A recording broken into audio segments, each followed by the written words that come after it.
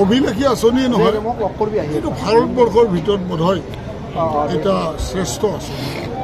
কাৰণ অসমৰ দৰে মাটি বাৰী সমস্যা ক'তত আছে আপোনালোকে জানে।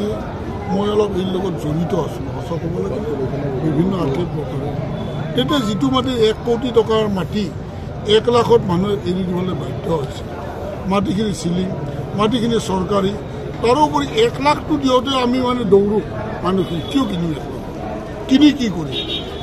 এই ডাঙৰ সমস্যাটো আৰু মোৰ জ্ঞান বুদ্ধি দি আজি ধৰক আমাৰ বৃদ্ধকালে পাই ভাবিছিলোঁ যে এই সমস্যাটো জীৱনৰ সমাধান হ'ব।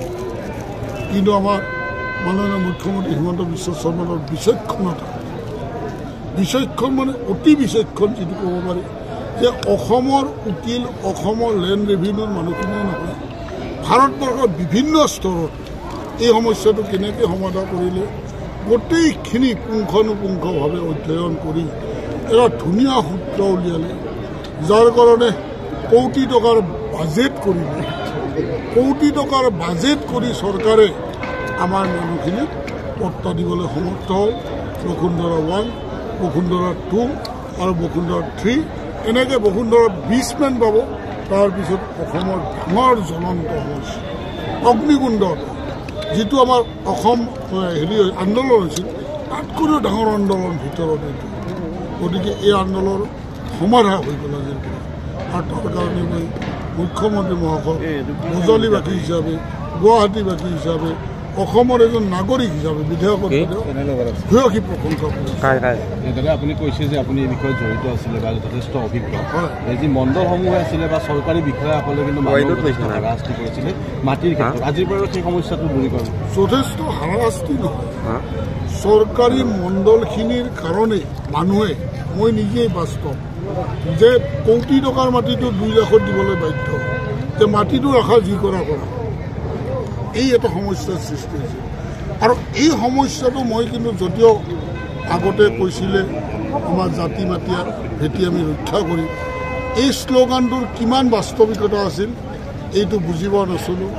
লাহে লাহে লাহে লাহে সোমাই গম পালোঁ যে এই শ্লোকটোৰ অৰ্থ আখৰে আখৰে পূৰণ কৰিছে।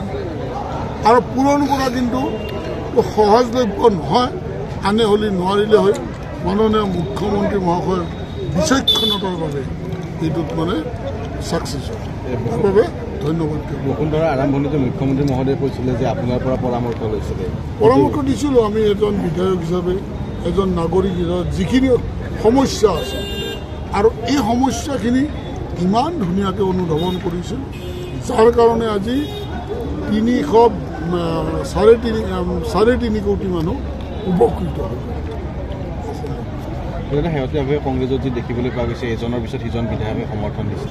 আমাৰ ইয়াতে সাধাৰণতে মিয়া বুলি কয় মুছলিমখিনি, মিয়া কংগ্ৰেছত বাদে হিন্দু কংগ্ৰেছ গোটেইকেইটা আহিল বুলি ধৰিব। প্ৰদ্যুৎ বৰদলৈৰ কথা, প্ৰদ্যুৎ বৰদলৈ চবটো আহিলেই পাবি। ধৰক নগাঁৱত যদি টিকটটো নাপায়, তাৰপিছত ঘটনাটো আৰু ৰাইজে গমেই পাইছে কি হৈছে। কোনডাল কাৰ মানুহ তেওঁ নগাঁৱত টিকটটোক লগি অপেক্ষা কৰি আছে। আৰু টিকটটো ডিক্লেয়াৰ দিয়াৰ পিছৰ দিনাখন আপোনালোকে ক'ব নিজে নিজে, ৰাইজে বুজি লওক কথাটো। এতিয়া কাৰণে কাম কৰে তেওঁ। এতিয়া বৰ্তমানটো আপোনালোকে চবেই বুজি পাইছে, টিকটটো নোপোৱালৈকে বেলেগ। আৰু টিকটটো 12 দিনা টিকট ডিক্লেয়াৰ দিনাৰ পিছৰ দিনা আপোনালোকে মোক ক'ব আপোনালোকে কোৱা কথাটো। সকলো ফাইনেল হৈ গৈছে, সকলো ফাইনেল হৈ গৈছে, মোটামুটি সকলো ফাইনেল। কেৱল আমাৰ এই মুছলিম হেৰিকেইজনক নাপাম আমি, কাৰণ তেওঁলোকৰ ভোটৰো কথা আছে, ভৱিষ্যতৰো কথা আছে। গতিকে বাকীবিলাক আহিল। দেৱব্ৰত শইকীয়াও আহিব, মোটামুটি আহিছেতো ভাষা সাহিত্য মতে।